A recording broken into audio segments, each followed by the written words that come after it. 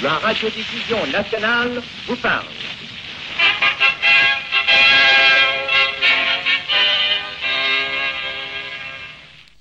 Vous allez entendre Monsieur Philippe Henriot.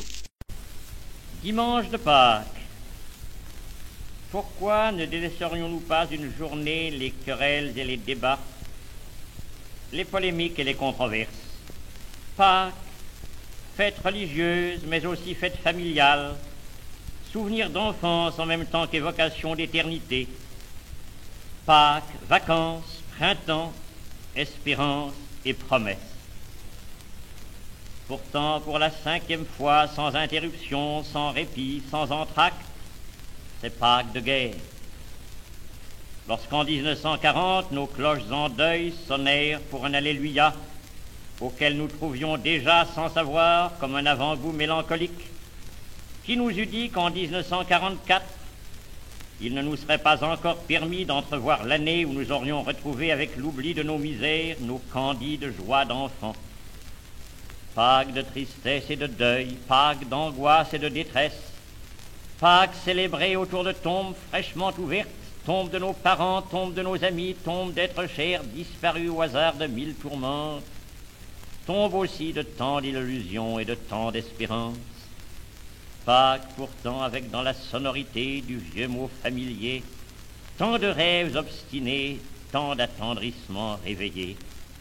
Sur la route désolée et jonchée de cercueils et de ruines, où s'avance en rangs mornes et las notre monde abandonné, est-ce une offense à ceux qui souffrent de chanter l'immuable et indestructible espérance?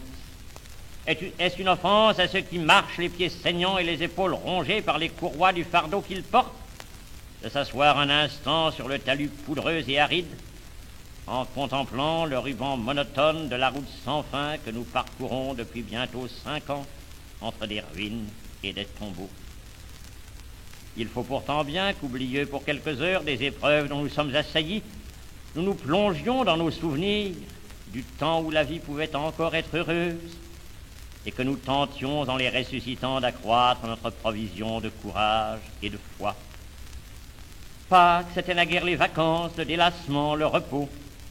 C'était, même pour ceux que l'existence accable d'un poids quotidien, une oasis au milieu de l'aridité, une fraîcheur d'ombre et de source, une halte dont au premier jour de l'an, sur le calendrier que venait d'apporter le facteur, les enfants avaient vérifié la date afin de mesurer tout de suite l'exacte durée du trimestre qui allait commencer, et ils étaient partagés entre le vœu que Pâques fût précoce, ce qui donnait courage pour aborder un trimestre bref, et que Pâques fût tardif, ce qui rassurait ceux qui savent sacrifier l'immédiate et qui déjà se réjouissaient à la pensée qu'après Pâques, on allait voir très vite la fin de l'année scolaire.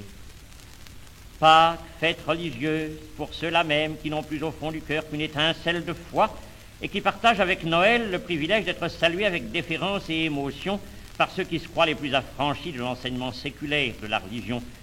Pâques, les œufs multicolores que dans mon enfance nous courions chercher dissimulés dans les massifs et les bosquets des jardins de nos grands-mères, dans nos provinces immobiles et surannées.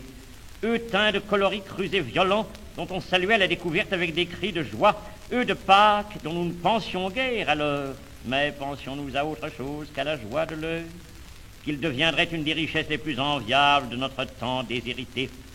Pâques que précédait la dramatique et pathétique Semaine Sainte, et qui se faisait toute sonore de cloches carillonnantes, de ces cloches qui muettes pendant 3 jours, n'était-elle pas à Rome, se mettait soudain à bondir dans le ciel, avec une allégresse telle que nous avions vraiment l'impression qu'elle rapportait de leur randonnée mystérieuse une jeunesse nouvelle. Pâques, date fatidique du retour de Malbrook, dans les chansons de France, dont les fillettes, au juché sur le tabouret du piano rehaussé de cahiers de musique, accompagnaient les couplets. Pâques ou la Trinité, échéance de tant de rêves qui n'aboutissent jamais. Dans notre monde ravagé de déceptions et de deuil, et où l'on s'acharne à dresser entre les hommes des barrières infranchissables, Pâques demeure une date qui fait lever au fond des cœurs les plus desséchés par la vie et ses épreuves je ne sais quelle indulgence et quelle bienveillance. Et il y a dans ces syllabes brèves et sonores un air de jeunesse et de renouveau auquel les plus sceptiques ne résistent guère, si bien que quel que soit le temps, nul vocable n'est plus évocateur du printemps, un printemps qu'on sait capricieux et qui peut bien bouder, mais qui semble porter jusqu'en ses giboulées la promesse prochaine du ciel d'un bleu de lin où vagabondent des nuages légers et qui sent bon l'odeur de la sève qui monte et des rameaux qui verdissent. La liturgie ici s'accorde miraculeusement avec la nature. Pâques, résurrection du Christ enfermé au tombeau, dont il écarte la lourde pierre pour marquer son triomphe sur la mort. Chant de nos églises, si plein de fraîcheur et d'allégresse, et qui raconte la plus merveilleuse des légendes, l'arrivée des saintes femmes et l'apparition de l'ange, qui leur montre la place vide où l'on avait mis celui qui vient de ressusciter, et qui sont toutes illuminées du halo de cette résurrection. Première course d'enfants dans la jeune verdure des vacances, rondes et cabrioles, bousculades autour des premières fleurs encore frileuses, qui s'ouvrent à l'abri du vent aux tièdes rayons d'un soleil incertain. Si Pâques amène tant de joyeuse ardeur, tant de confiance irraisonnée, c'est qu'il est une aurore et une renaissance, c'est qu'il est la sortie du long tunnel triste de l'hiver et qu'il éclaire une vallée soudain lumineuse, c'est qu'il est une promesse, c'est qu'il est la jeunesse, c'est qu'il est l'avenir, c'est qu'il est la résurrection. Alors, pourquoi ne pas profiter de cette trêve et s'arrêter sur ce mot qui enferme à la fois notre foi et notre espérance, et qu'il n'est pas irrévérencieux d'appliquer avec une sorte de ferveur tendre à la France de 1944. Elle aussi sort de l'hiver, toute grelottante encore et meurtrie. Autour d'elle, les fleurs sont bien timides et bien rares, les bois sont encore dépouillés. C'est à peine si même en ce jour de fête, les chants osent s'élever qui semblent une offense à tant de tristesse et de deuil. Mais ce renouveau si craintif, c'est quand même et envers tout une espérance qui se lève, une aube encore grise qui éclaire un ciel sombre, et comme le premier geste inconscient de Roméo, lorsque dans la crypte où il dormait, il étend le bras et s'éveille.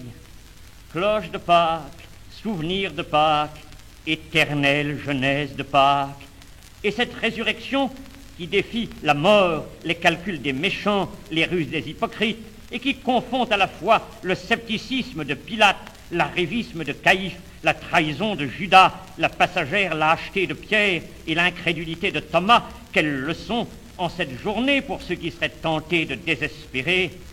Nous qui nous souvenons et qui refusons de désespérer, nous souhaitons de tout cœur à ceux qui nous écoutent que ces Pâques françaises 1944 soient déjà, à travers les épreuves et les deuils, l'annonciation frémissante de la résurrection. Vous venez d'entendre l'éditorial de Philippe Henriot.